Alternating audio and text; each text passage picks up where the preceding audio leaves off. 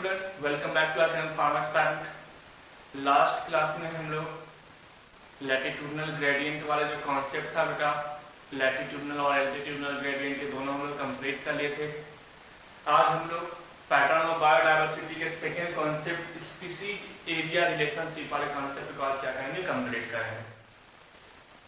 अगर species area relationship की बात की जाए बेटा, तो नाम से क्लियर है कि किसी भी एरिया में स्पीसीज के रिलेशनशिप के रिगार्डिंग क्या क्या पॉसिबिलिटीज बन सकती है, क्या क्या पॉसिबिलिटी हो सकती है, उन सारे चीजों को हम क्या करेंगे, टुडे वी विल डिस्कस।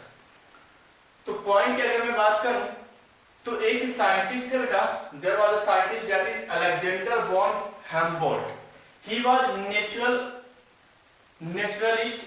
कहने का मतलब है ये नेचुरलिस्ट थे, मतलब ऐसे वो ज्योग्राफिकल कॉन्सेप्ट के लिए जाने जाते हैं, लेकिन नेचुरल चीजें के में भी उनका बहुत बड़ा इंटरेस्ट था। वैसे उनकी हमें पर्सनल ओपिनियन या पर्सनल डेजिग्नेशन पे नहीं जाना है, फिलहाल हमें याद रखना है कि स्पीसीज एरिया रिलेशनशिप में एक साइंटिस्ट थे अलेक्जेंडर वॉन हेम्बोल्ट।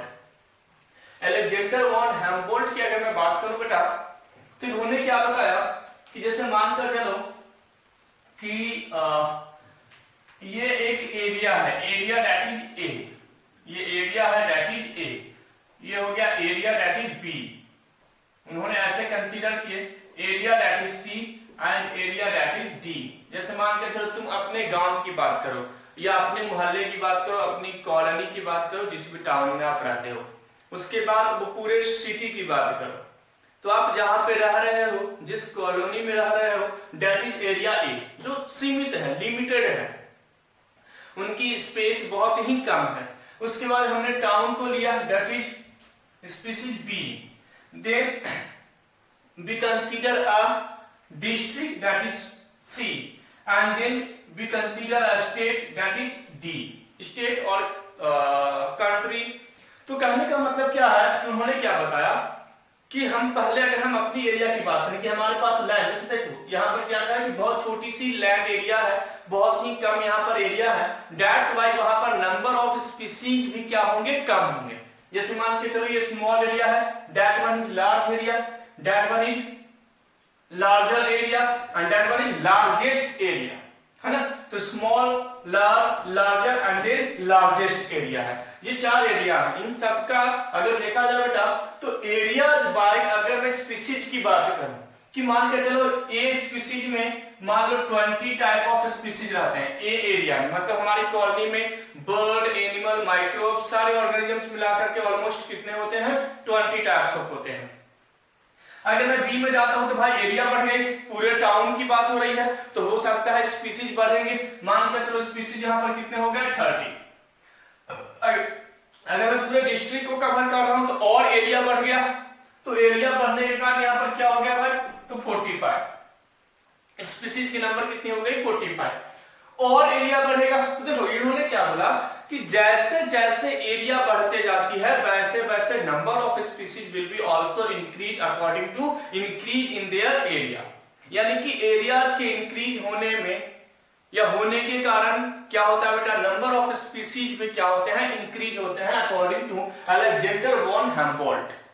ये पॉइंट क्लियर हो गया। और ऑब्वियसली आप तो कंसीडर करो कि हमारे जो टाउन है उनमें मान के चलो 5 टाइप्स ऑफ बर्ड्स रहते हैं। जैसे हम उस डिस्ट्रिक्ट की बात करेंगे, इट में भी 15 टाइप ऑफ बर्ड्स होंगे, स्पीसीज की मैं बात कर रहा हूं। अगर मैं पूरे स्टेट मध्य प्रदेश की बात करूं तो इट में भी 90 टाइप और 50 टाइप ऑफ बर्ड्स स्पीसीज होंगे। इट मींस अगर मैं पूरे कंट्री की बात करूं इंडिया की, तो एरिया और बढ़ गई तो और ज्यादा टाइप ऑफ स्पीसीज हो सकते हैं।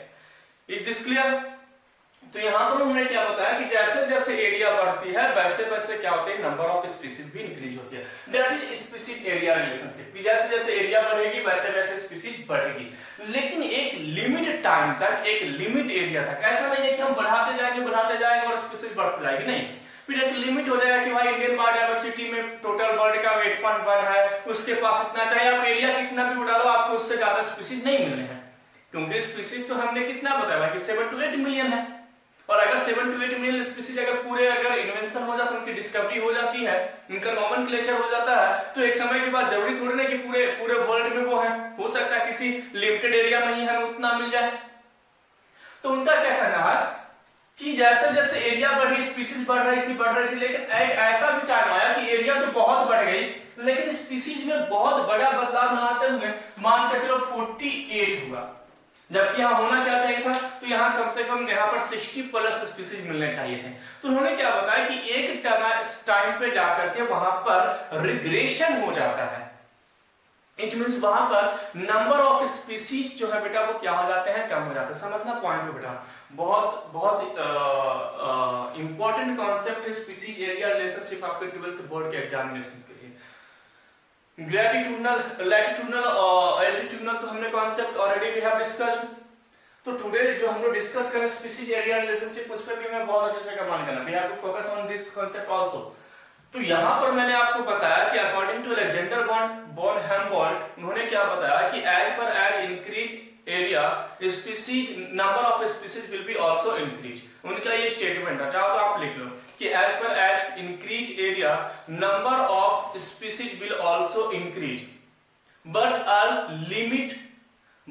अ लिमिट मतलब आगे जाकर के ये क्या होंगे, एक लिमिट में होंगे। जैसे मैंने आपको बताया ना कि यहाँ से 20 से 30 हो गया, 20 to 30 हो गया, 30 to 45 हो गया, 45 से मात्र 48 हो गया, एरिया हमने बहुत बढ़ा दिया, डबल कर दिया, है ना। Instead of that only 3 species is more than area C, है ना, जबकि एरिया हमने यहाँ पर कितना रखा था, डबल रखा था। तो डबल रखने के बावजूद भी 3 ही स्पीसीज यहाँ पर चेंज हुए, आया समझ में। तो यहां पर 48 है। Is this clear? अब सुनना, इसी कॉन्सेप्ट को ये कहां पर लेकर के आते हैं, एक ग्राफ के फॉर्म में आते हैं। ठीक है, ग्राफ क्या बोलता है कि स्पीसीज रिचनेस है, स्पीसीज कितनी बढ़ रही है, इंक्रीज कितनी हो रही है, और जैसे जैसे हम एरिया को बढ़ा रहे हैं। तो इन्होंने एक ग्राफ लिया जिसको हम बोलते हैं rectangular hyperbolic. This one is rectangular hyperbolic curve है बेटा, है ना, हाइपरबोलिक कर्व। तो इसको याद रखना है, डैश वन, है ना। ये जो कर्व है बेटा, इस कर्व को हम क्या बोलते हैं, तो रेक्टेंगुलर हाइपरबोलिक कर्व। उन्होंने क्या बताया कि जैसे जैसे एरिया बढ़ रही है, जैसे मान के चलो एरिया ये है, जैसे जैसे ये एरिया को हमने बढ़ाया तो यहाँ पर स्पीसीज रिचनेस भी क्या हो गई, बढ़ गई, स्पीसीज बढ़ गई। जैसे हमने इस एरिया को सिलेक्ट किया तो यहाँ पर ये एरिया में स्पीसीज रिचनेस कितनी थी, इतनी, ये स्पीसीज रिचनेस थी। लेकिन जैसे ही हमने एरिया बढ़ाया तो स्पीसीज भी रिचनेस बढ़ गई। हम और एरिया बढ़ा रहे हैं, तो अगर हमने और एरिया बढ़ाया तो स्पीसीज रिचनेस फिर से इंक्रीज हो गई, यानी बढ़ते जा रही है। लेकिन एक लिमिटेड टाइम पे अब हमने और एरिया बढ़ाया, लेकिन बहुत बड़े चेंजेस नहीं आए, लगभग इक्वल है। तो वही कह रहा है कि फिर बाद में आप एरिया कितना भी बढ़ा लो, लेकिन स्पीसीज उतने ही आ रहे हैं जितनी आपकी बायोडायवर्सिटी है, जितनी आपके पास डायवर्सिटी है, जैसा आपका क्लाइमेट है, जैसा आपका वेदर है, उससे ज्यादा नहीं हो सकते हैं।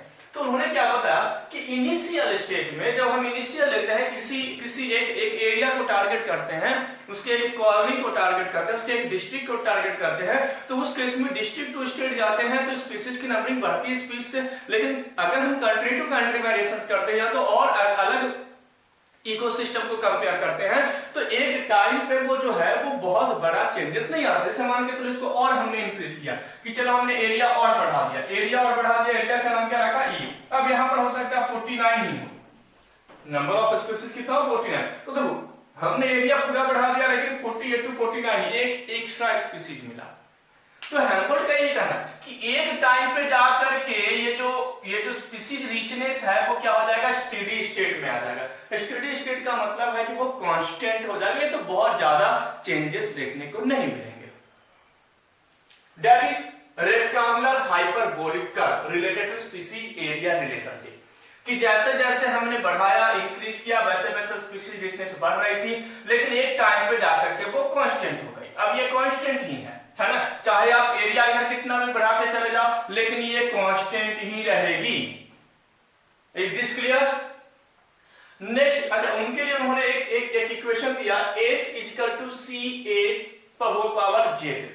S, where S is species richness, कितनी स्पीसीज है, तो species richness equal to C, यहां पर क्या है बेटा, इंटरसेप्ट ऑफ बाई एक्सिस के लिए इंटरसेप्ट लिया गया, तो species richness equal to intercept on Y axis that is area पर होल पावर जेड, और जेड क्या है बेटा, रिग्रेशन कोएफिशिएंट। रिग्रेशन कोएफिशिएंट के बारे में आपको बताता हूं। जैसे मान के चलो यहां पर 45 था, हमने एरिया डबल किया तो होना कितना चाहिए था, 90। अगर भाई एरिया हमने डबल किया तो कितना होना चाहिए था, 90, लेकिन है कितना 48, तो यहां पर रिग्रेशन कितना हो गया, तो यहां पर रिग्रेशन हो गया आपका 42 कम हो गया, मतलब उम्मीद से कम। हमने क्या सोचा था कि भाई यहाँ पर 45 है, अगर हम एरिया को डबल करेंगे तो 90 आना चाहिए था, लेकिन आया कितना 48, तो 90 में 48 को माइनस करेंगे तो कितना बचा 42, 40 that is regression. It means relations between two variables, दो वेरिएबल्स के बीच में, सी और डी के बीच में जो दो वेरिएबल्स हैं, तो वेरिएबल कितना आया 42, तो दैट इज रिग्रेशन कोएफिशिएंट। और बोला जाता है कि if regression coefficient is increase then species richness is decrease.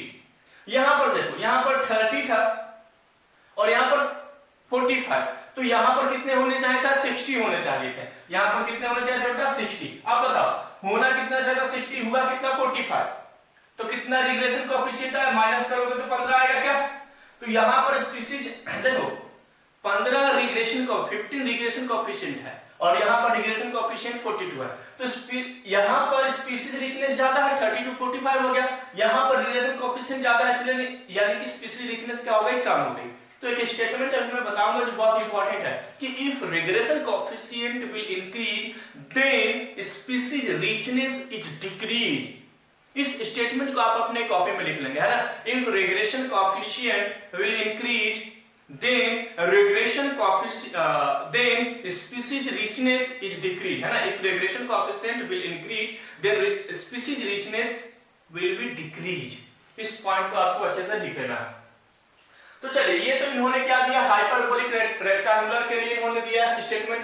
अब बोले कि चलो ये क्लियर पता नहीं चल रहा, इसलिए अपन इसको लीनियर फॉर्म में लेते हैं। इसी ग्राफ को हाइपरबोलिक कर्व को उन्होंने क्या कर दिया, लीनियर में कन्वर्ट कर दिया कि ज्यादा इजीली समझ में हमें आता है। लीनियर में क्या आता है भाई, इजीली हमें पहचान सकते हैं कि यहाँ पर कितनी है, यहाँ पर कितनी है, तो उन्होंने लीनियर में कन्वर्ट किया। लीनियर में लेने के लिए हम क्या लेते हैं, लॉगरिथम। अगर आप फिजिक्स पढ़े होंगे तो फिजिक्स में कुछ कॉन्सेप्ट आपको सर बताए होंगे कि अगर किसी कर्व को लीनियर में कन्वर्ट करना तो उसके लिए हम क्या लेते हैं, लॉग वैल्यू लेते हैं। तो log एस यानी species richness equal to log c यानी कि इंटरसेप्ट जो है बाई एक्सिस पे। अब z को हम नीचे लाएंगे तो z log a हो जाएगा, that is the final equation of log scale, that one is log scale and that one is rectangular hyperbolic curve। तो रेक्टेंगुलर हाइपरबोलिक कर्व से रिलेटेड अगर आपसे क्वेश्चन पूछते हैं तो वहां पर इक्वेशन आपका हो जाएगा a इक्वल टू ca पर होल पावर z। और अगर आपसे क्वेश्चन log स्केल, ये जो लीनियर है बेटा इसको हमने क्या नाम दिया, log स्केल। log स्केल का अगर स्पीसीज एरिया रिलेशनशिप के अगर वो इक्वेशंस पूछते हैं तो वहां पर log a equal to log c plus z log a equations आपको क्या करने हैं, याद रखने हैं। where log a equal to species richness, log c equal to intercept on Y axis, log z regression coefficient और log a is area। What is regression coefficient? So it is relationship between two variables। What is regression coefficient? So it is relationship between two variables। मैंने इसको point को clear भी किया और एक statement आपको मैंने लिखाया कि if regression coefficient will be increased then species richness will be decreased। इस पॉइंट को आपको याद रखना। It means regression coefficient is inversely proportional to species richness। इस पॉइंट को आपको क्या करना बेटा, बिल्कुल अच्छे से याद रखना। यहाँ से आपको नीट में क्वेश्चंस बनने के चांसेस हो सकते हैं। मैंने आपको बताया भी कि कैसे रिग्रेशन कोएफिशिएंट बढ़ रहा था, तो मैंने बताया कि यहाँ पर बी एक एरिया थी और उस एरिया में 30 टाइप ऑफ स्पीसीज रहते थे। हमने एरिया को डबल किया लेकिन यहाँ पर स्पीसीज डबल ना होकर के ओनली 15 चेंजेस आए। तो यहाँ पर रिग्रेशन कितना हुआ भाई, तो होना कितना था, 30 को 2 से मल्टीप्लाई करेंगे तो 60, लेकिन होगा कितना 45। इट मींस यहाँ पर 15 रिग्रेशन हो गया। यहाँ पर हमने क्या देखा भाई कि सी से डी पे यानी कि सी एरिया को अब हमने डबल कर दिया और डी एरिया पे गए तो ओनली 3 स्पीसीज हमें न्यू मिले। इट मींस रेगुलेशन कितना हो गया 42 का, क्योंकि हमारे एक्सपेक्टेशन क्या था कि अगर हम डबल करते हैं लैंड को एरिया को तो हमें डबल स्पीसीज भी मिलने चाहिए थे, यानी 45 से 90 होने चाहिए थे, 90 टाइप ऑफ स्पीसीज यहाँ पर हमें मिलने चाहिए थे। बट यहाँ पर हमने क्या देखा कि 3 ही मिल रहा है। कितने हो रहे हैं बेटा 3 मिल रहे हैं, तो 3 मिलने के कारण रेगुलेशन कोएफिशिएंट यहाँ पर क्या हो गया 42, यानी रेगुलेशन कोएफिशिएंट बढ़ा तो स्पीसीज रिचनेस कम हो गया। स्पीसीज कितने मिले यहाँ पर 3 ही तो मिले, और यहाँ पर रेगुलेशन कोएफिशिएंट कम था लेकिन रिचनेस बढ़ गई 32 45 हो गया। तो इसलिए एक स्टेटमेंट है कि रेगुलेशन कोएफिशिएंट जैसे ही बढ़ेंगे तो स्पीसीज रिचनेस वहां पर क्या हो जाएगा कम हो जाएगा। इस स्टेटमेंट को आपको बहुत अच्छे से नीट एग्जामिनेशंस के लिए याद रखना बेटा, and that is all about species area relationship concept. ये सारे concept species area relationship Alexander von Humboldt से रिलेटेड सारे कॉन्सेप्ट हमारा क्या हो गया बेटा कंप्लीट हो गया। नेक्स्ट क्लास में नेक्स्ट कॉन्सेप्ट के साथ मिलते हैं बेटा। Thanks for watching farmers parent.